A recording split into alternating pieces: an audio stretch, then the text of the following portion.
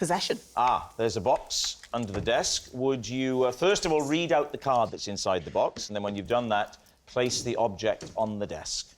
This is a piece of rock taken from the surface of the moon and given to me by Buzz Aldrin. I'm currently using it to wedge my kitchen door open. All right. David's team. Well, I mean, obviously, this is an odd use of the word currently. I mean, Can I just ask, how heavy is that piece of rock? Would you like to feel it? Oh, look, if it's... Hang on. Buzz Aldrin's got it from the moon. Love to, yeah.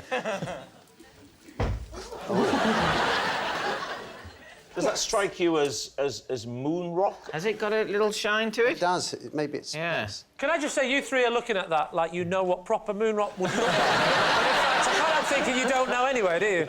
I've seen moon rock. Have you? Yeah, admittedly from a very, very great distance.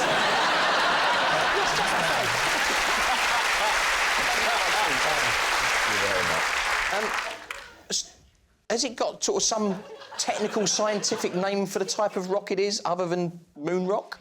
Well, actually, because the moon is covered in all sorts of chemicals, which actually come from the birth of the solar system. So as things sort of coalesced and formed, this is actually sort of a throwback to the birth of the solar system. And how did Buzz Aldrin come to give it to you? Ah, well, in my capacity at Sky at Night, I meet all sorts of characters. I'm aware that Buzz Aldrin went to the moon. Yes. I'm quite knowledgeable. How much of that stuff did he bring back with him? That he's got a chunk like that still to give out, you know, decades later? Does he turn up to every engagement with a rucksack? Here you go, here you go. I mean, I think I'd be giving out little pebbles at most. Really famously don't have pebbles on the moon. No, but you can break it up, can't you?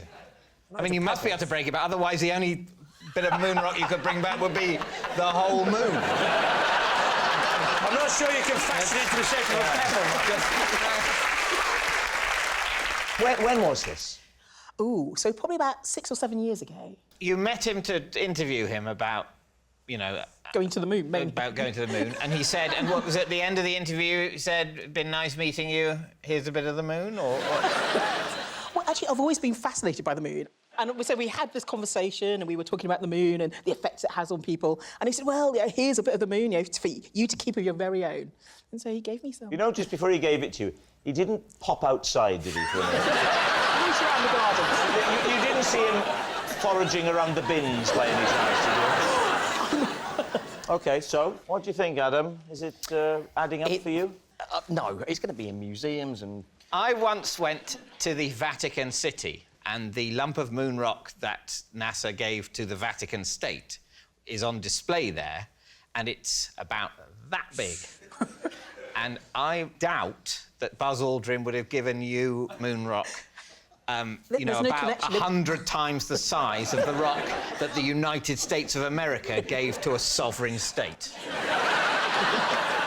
You know a lot about the moon and a lot about moon rock, but I don't think that that is a piece of moon rock. That it is. That's my hunch. So Jason says lie, Adam says lie. I also think it's You a say lie. lie. Yeah. Right. Maggie, truth or lie? It is actually a lie. Yes, it's a lie. And Maggie doesn't use a piece of moon rock to wedge her kitchen door open.